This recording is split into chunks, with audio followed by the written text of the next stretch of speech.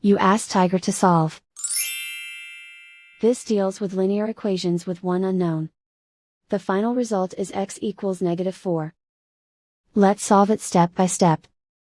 Simplify the expression. Simplify the arithmetic. Group all x terms on the left side of the equation.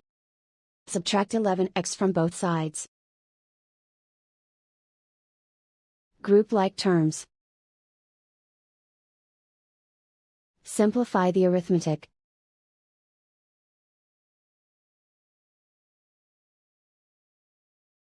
Group all constants on the right side of the equation. Add 12 to both sides. Simplify the arithmetic.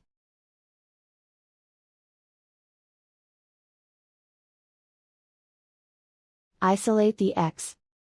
Divide both sides by -3. Cancel out the negatives.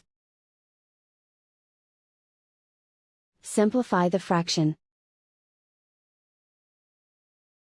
Move the negative sign from the denominator to the numerator. Find the greatest common factor of the numerator and denominator. Factor out and cancel the greatest common factor. And so the final result is x equals -4.